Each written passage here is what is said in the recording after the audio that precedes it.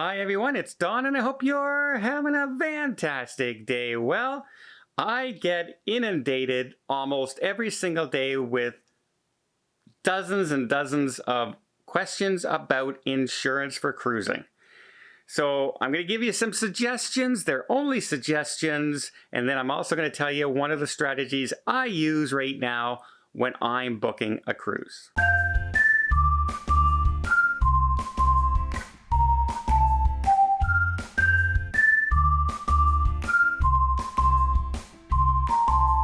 So, of course, I always recommend travel insurance when you're traveling, at least medical and evacuation insurance.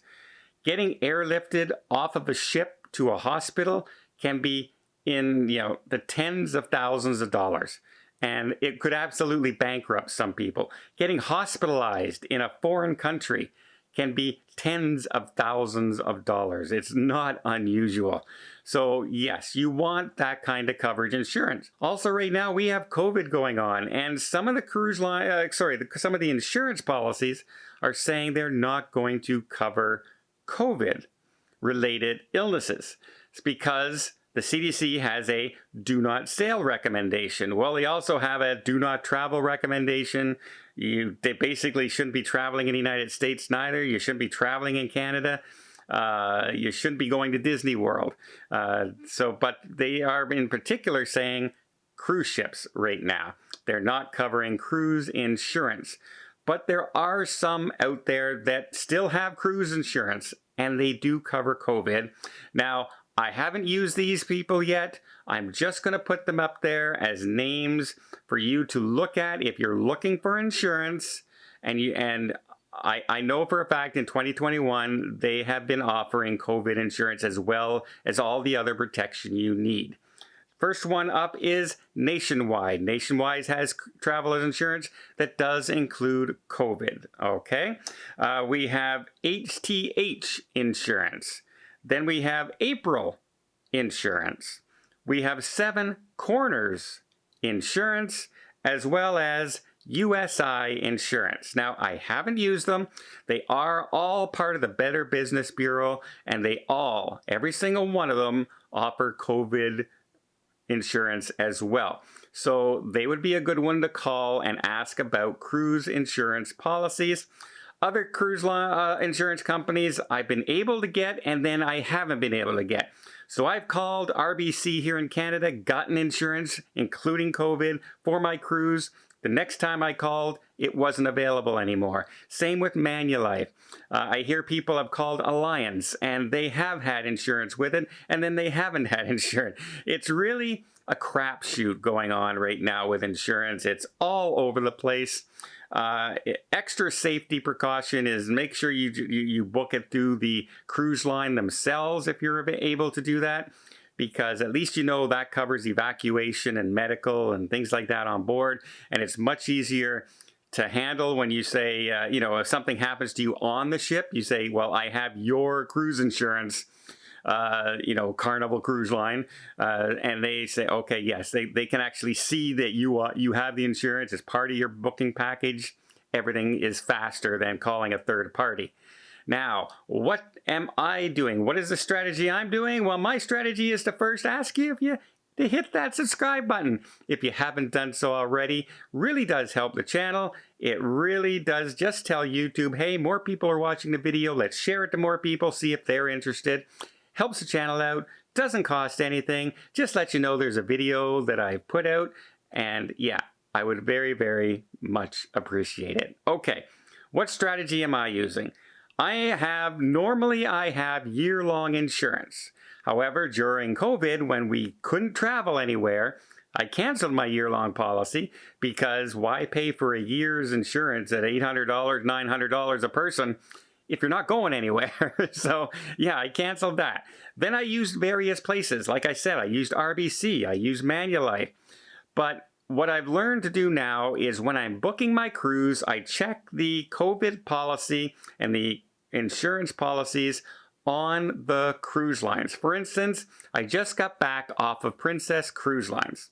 Now, Princess Cruise Lines has a good insurance policy. I get their insurance policy, I get their premium.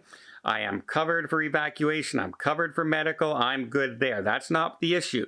And for COVID, Princess, if you test positive, on the ship, they cover you. If you test positive getting off the ship, you're covered. So for COVID. So that was my kind of extra insurance that I had. I'm checking with the cruise line to see if they're covering actual COVID if I catch it during my cruise.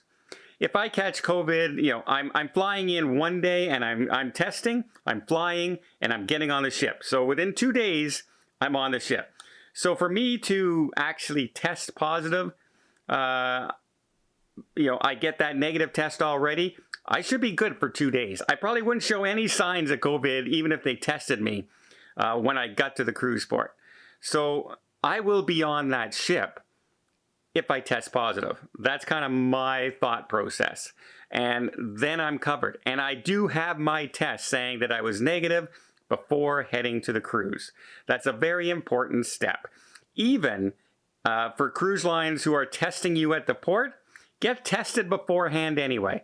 Because like Norwegian Cruise Line will cover you, and if you test positive at the dock getting on the ship, they're only going to give you your money back if, and that's a big if you have had that test ahead of time as well, saying that you were negative before heading to the cruise ship. Because they're going to say, well, you knew you had COVID and you came to the cruise anyway just to get your money back. That's not what they want to have people doing. So this is the situation. Check their policies. Look at every cruise line. Find out exactly what they cover, when they start to cover. Some of them don't cover until you get on the ship. Some of them cover once you arrive at the cruise port. So check the individual cruise lines and make sure you still have insurance of some kind for evacuation, medical insurance, and if you want your luggage delays, whatever else there is out there, but mainly medical and evacuation. Those are the big ones. Well, that's my strategy. That's the one I've been using, and so far so good. Knock on wood. Haven't caught COVID. Knock on wood. And I've been tested like 6 times in the last 18 days or so.